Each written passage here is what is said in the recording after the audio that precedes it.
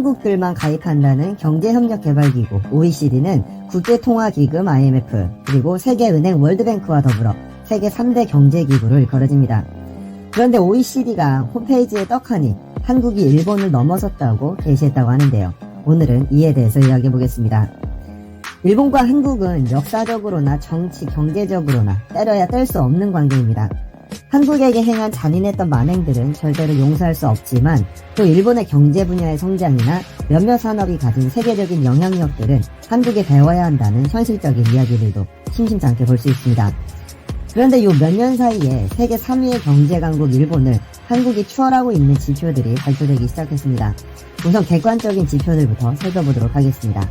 일본의 인구수는 1억 2640만 명으로 한국의 5300만 명보다 대략 2.5배 정도 많습니다. 인구는 경제활동의 근간이 되기 때문에 중요한 항목입니다. 기본적인 내수시장이 받쳐주는 것으로 해석할 수 있으니까요. 일본은 1억이 넘는 인구를 바탕으로 2차 대전이 끝나고부터 괄목할 만한 경제성장을 이뤄냈습니다. 1980년대 최전성기를 누리던 일본은 버블이 터지면서 위기를 겪기도 했지만 그 해까지 세계 1위의 경제성장률을 기록해왔었습니다. 2011년 중국에 추월당하기 전까지 미국에 이은 세계 2위의 경제강국이었습니다. 2019년 일본은 전세계 4위에 해당하는 경제규모를 가진 것으로 발표됐는데 남아메리카 전체보다 많고 아프리카 전체 대륙의 2배를 기록했으니 과연 경제강국이라는 말이 실감나죠. 일본에게는 가위바위보도 져서는 안 된다는 말을 증명이라도 하듯이 한국은 일본과 경제력 차이를 빠르게 좁혀왔습니다. 1970년을 기준으로 일본의 GDP는 한국의 23배였지만 1990년대 후반부터 빠르게 일본을 추격해 2018년에는 3.1배까지 추격했습니다. 그런데 GDP는 여러가지 기준을 두고 계산이 가능한데 같은 1달러를 가지고 물건을 살 때 구매력을 보여주는 구매력 기준 1인당 GDP라는 것이 있습니다. 이 지표는 국민 개개인의 삶의 질을 파악하는 데 유용한 지표입니다.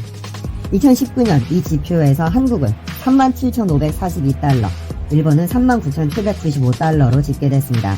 그러니까 개개인의 삶을 파악했을 때 일본과 한국의 개개인의 삶의 질이 크게 차이가 없는 것입니다.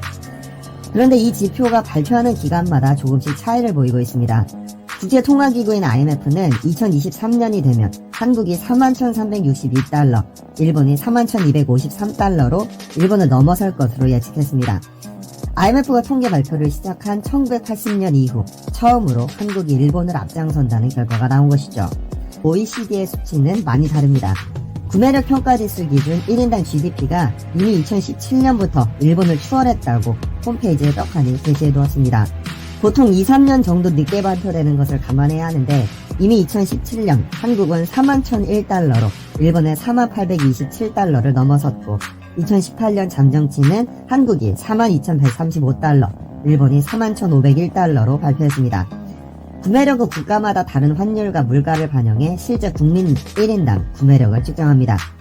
그러니까 같은 소득을 벌어들이더라도 물가가 비싸면 살 수 있는 물건이 적어지니 구매력이 낮아지고 물가가 낮으면 살 수 있는 물건이 많아지니 구매력이 높아지는 것입니다.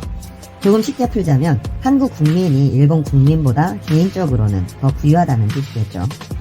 비단 구매력 기준 1인당 GDP를 제외하더라도 한국이 일본을 결국 앞설 수밖에 없다는 것은 여러가지 통계 자료를 통해 확인됩니다. 특히 경제성장률 부문에서 한국은 일본을 2배 이상 앞지르고 있는 것으로 나타났습니다.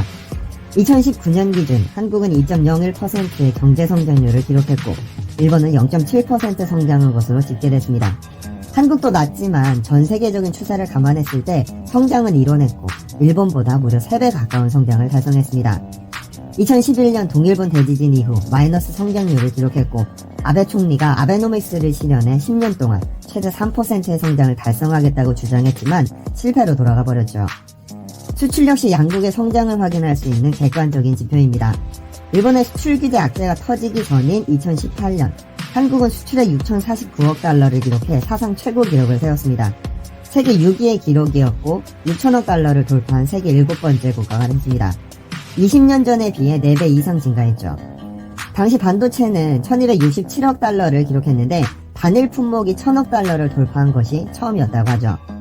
반면 일본은 같은 해 7385억 달러를 기록했는데 세계 4위이지만 10년째 정체된 상태입니다.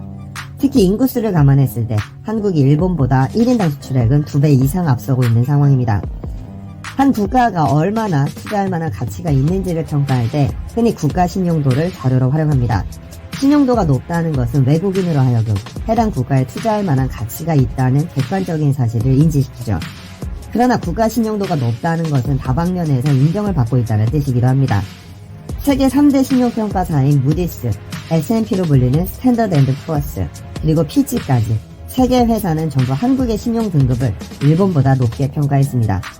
한국은 선천적으로 굉장한 위험 요소인 북한이 존재함에도 일본보다 높게 평가된 것은 여러 가지 지표들, 그리고 이제까지 한국이 세계 시장에서 거둔 성공이 뒷받침된 것이 아닐까요?